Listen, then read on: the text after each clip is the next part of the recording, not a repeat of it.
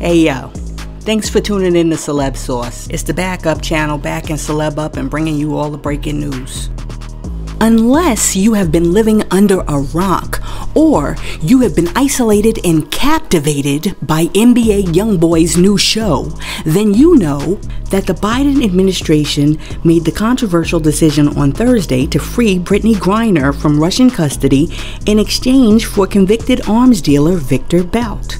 You also know that after the swap was made, Biden faced criticism for the move from many people, including people in the sports world. One of those people is Rachel Bush, the wife of Buffalo Bills safety Jordan Poyer.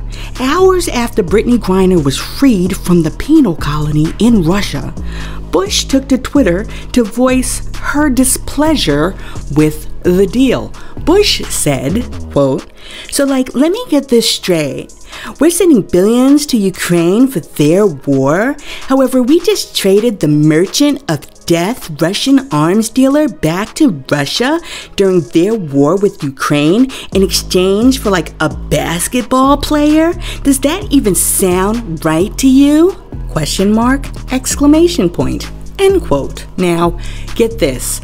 Within hours of her message, the tweet had more than 1,000 retweets and 6,000 likes. Look, this whole Brittney Griner thing is about to make me get really mad because I'm about sick and tired of some of these comments that some of these people are on here saying. You know, they're on social media going bananas and they're saying things that you really shouldn't be saying because no, Biden did not exchange an arms dealer for a basketball player.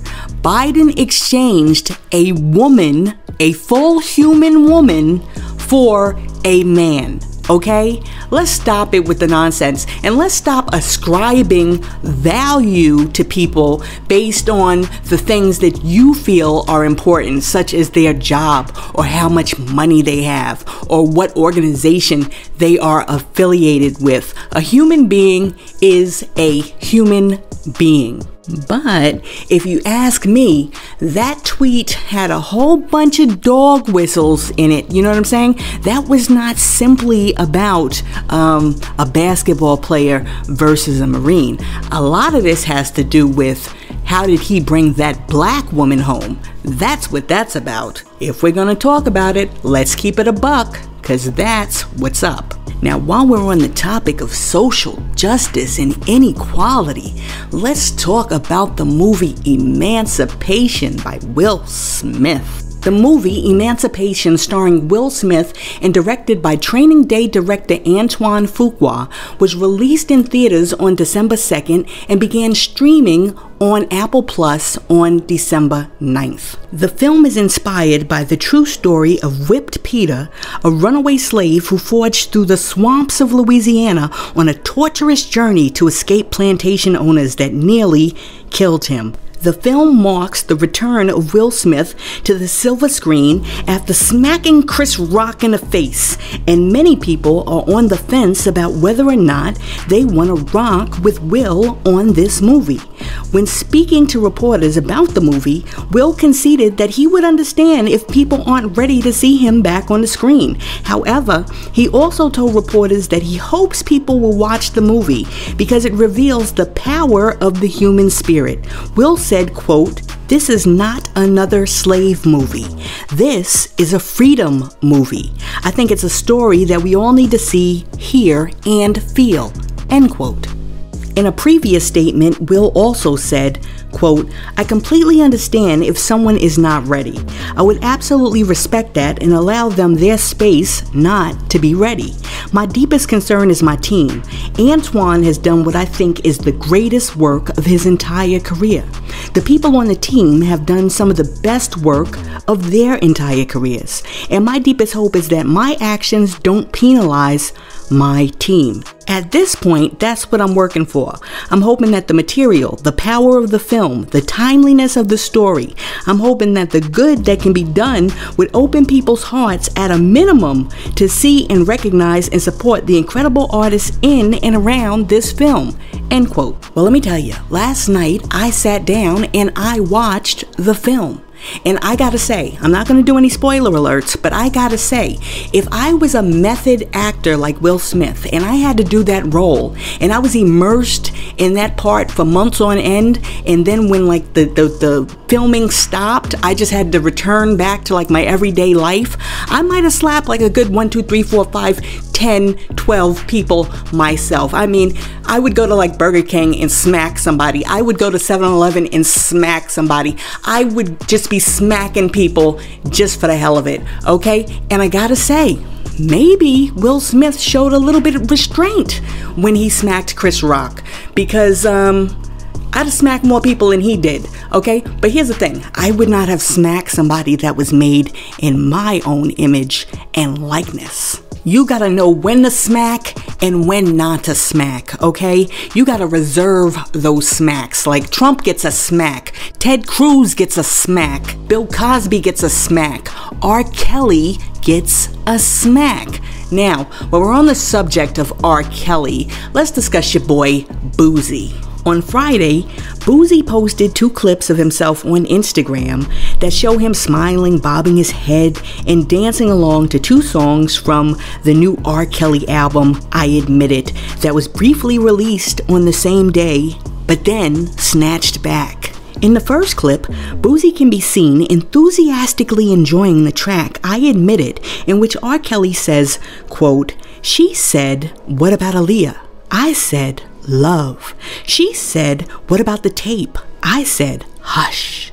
I said, my lawyer said don't say nothing, but I can tell you that that's a setup." End quote. Boosie captioned, quote, "R. Kelly talking that flame emoji. The best to ever do it. Star emoji. You better go listen to the album. 100 emoji. #1 fan. Boosie Badazz." End quote. But if you know Boosie, then you know that wasn't enough. A few minutes later, Boosie comes back on Instagram with another clip, this time listening to R. Kelly sing the first few lines of a song entitled Planet. This time, Boosie captioned, quote, "This MF R. Kelly is the greatest." Flame emoji. "I'm lit today. Hashtag free R. Kelly ASAP. End quote. Listen, this is not the first time that Boosie has voiced his support for R. Kelly. He has done it on multiple occasions in the past, most recently following his 2021 conviction on sex trafficking and racketeering charges leading to the 30-year prison sentence Kelly is currently serving. For example, after R. Kelly was convicted and sentenced, Boosie tweeted out, quote, "People getting 15, 20 years for murder, and he getting 30? Yes, he was wrong AF for manipulating young girls and sexing them. But he didn't kill anyone, aggravated anyone. No blame on the parents who knew everything. Re-sentence this man. College professors get probation for the same ish. Get this man some help and some jail time, but don't give him a death sentence. 30 years? Maybe he can get out one day and warn these young girls about old predators and make a difference. But 30 years? Like, come on, world." End quote. Yo, Boosie's brand of like kush that he likes to partake in must be called like Jekyll and Hyde, because one day Boosie be making mad sense and I'm like, okay, Boosie. And then the next day Boosie says something, I'm like, absolutely not, Boosie. You know what I'm saying? Like, what are you talking about? It's almost like it's not even the same person talking. One day he's advocating for the kids. I mean, he's out there, he's going against Gabrielle Union, and now you're talking about you support the kitty tickler? Listen, as far as I'm concerned, R. Kelly is exactly where he needs to be. And since he's such a sexual person, he's probably already switched teams already in there. He's probably in there abusing the other prisoners and bumping and grinding with every dude he sees. Yeah, his mind might be telling him no, but his body's saying, yeah. Look, as far as I'm concerned, give him 30 more years. We really got to start taking these violations against younger individuals seriously, okay? We cannot be giving these pervs the passes. They cannot get the passes. Hey yo, what do you think about what Boosie said? I mean, should R.Kelly's get a pass, or should he stay locked up for another 30 years? Let me know in the comments. Ugh, I just can't stand talking about that dude. Let's move on to another subject. On Friday, YG dropped a new collab with Lil Wayne called Miss My Dogs, in which he pays homage to his friend Slim 400. The dynamic duo also released an accompanying video for the song on YouTube. The video begins with a scene featuring 4 men standing outside of a corner store before flashing to a mural of Nipsey Hussle. And throughout the video, YG's friends, right, his homies that he's been cool with all his life, seem to disappear from in front of the corner store, right? And then YG starts rapping in front of a hearse because he misses his dogs, right? The video also includes old footage of YG with his real life boys. Now, while YG speaks on his relationships and memories with his friends that he's lost, including Slim 400, Wayne decided to jump on the track and do something different. Instead of paying tribute to his lost friends and loved ones, Wayne decided it would be more apropos to use a variety of dog-related metaphors to talk about his competition in music and his conquests in bed. For example, in YG's verse, he says, quote, "Man, I miss my dogs. The ones I pick up for ain't never missed a call. Plotting to get it poppin', we had plans to get it all. Wishing you was here, dog, to ride in these foreign cars. Man, I miss my dogs. Thuggin' on the block, really pistol in the drawers. Trying to make it out the hood, my dog had a cause. F all the ops and F the law, they had him fraud. Man, I miss my dogs." End quote. Now, as YG is rapping, you can really envision the relationship that he has with his dogs, right? But then Wayne comes through, and Wayne says, quote, "Man, I miss my dogs. Bad A memory, but I can't forget my dogs. Ninjas act like kittens trying to scratch a ninja off. All my ninjas pits, and I spit like a Saint Bernard. I don't bark though, that's my dog show. She's a dog hoe, she's on all fours. Where my dogs at? At the crossroads, if all dogs go to heaven, then my dogs go. Yeah, dog food, I be eating pee like dog food. Only God can judge me, no law school." End quote. Now look, there's a whole bunch of people doing like video reactions to like Wayne's verse, right? And they're loving Wayne's verse, but I gotta tell you, not me. I'm not a fan of this one, okay? And I don't understand, why does every verse have to like come around to like debasing women? Why does the woman have to be down on all fours? You know what I'm saying? And people are like, yeah, but yo, Wayne's verse had a theme. Okay, the doggy theme. All right, I know kids who are like 4 years old who can write works of art that have a theme. You know what I'm saying? You should see what my little like nephew did on Halloween. It was amazing. He was talking about pumpkins, he was talking about witches, he was talking about ghosts, and then he switched his style up and he was talking about mummies, and he was talking about bats, and he was talking about werewolves. Oh my goodness, this was amazing. Listen, I expect a little bit more from Wayne, but you know what? That's just my opinion. Maybe you have a different opinion. Do you prefer YG's verse, or do you like what Wayne did there? Let me know in the comments. Look, last week Offset shared a digital painting of Takeoff and expressed that he is struggling with his loss. Under the picture, Offset wrote, quote, "I miss you, bruh, trying to push through the pain." End quote. Now this week, Offset tweeted, quote, "In a dark place." End quote.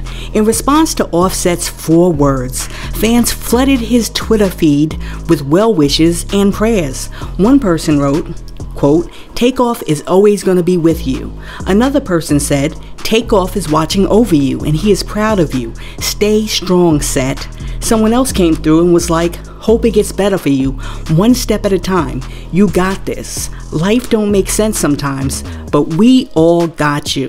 And then, of course, you got the person who comes through and says, "Pick up a gun and slide for Takeoff." Yo, let me say this, because there's always the rah-rah dudes who, you know, if somebody gets got, they want them to get got right back, okay? Here's the thing. If your family member or your friend gets shot or killed in the street, the last thing that they want for your life if they love you, is for you to be sitting in a 6x6 cell for the rest of your life, okay? They want you to be free. They want you to enjoy the life that they are unable to have, okay? So this concept of I'm gonna do whatever I gotta do, you know what I'm saying, to get back at the dude who hurt my boy, listen, throw that out the window, okay? Let it go through the justice system, one, and then understand that God will handle it, okay? It will be handled. It might not be handled when you want it to be handled, but at the end of the day, it will be handled. And God's time is always the right time. Now, while we're speaking about God's perfect timing, some breaking news just came in. In a strange turn of events, R.Kelly has issued a statement denying that he made and or released the 13-track album called I Did It. In the audio statement from prison, R.Kelly also says the voice on the project is not his. R.Kelly said, quote, apparently somebody done faked an album called I Admit It and put it out there as if it was me putting it out. And I'm not putting out any albums. I haven't put out any albums. I'm not even interested in putting out any albums because my only focus is the appeal and everything else. But it seems like somebody want this album out to mess with the appeal, because why would I put out an album called I Did It? So that right there makes no darn sense. End quote. R.Kelly went on to say that anybody who knows his voice would know darn well that that was not him singing on the album. And then he sang a few lines from When a Woman's Fed Up to prove that he had no parts of the project. So now look, this is very interesting. It's like, did he drop the album or didn't he drop the album? Because now that he's saying that he didn't drop the album, a whole bunch of people might go listen to the album to see if he actually dropped the album, right? And here's the thing though, if he didn't drop the album, then who the heck was Boosie banging to and calling the greatest artist that ever lived? Yo, who was Boosie banging to in the car? Hey yo, thanks for tuning in to Celeb Source, your source for celebrity news. Be sure to like and subscribe to the channel. Peace.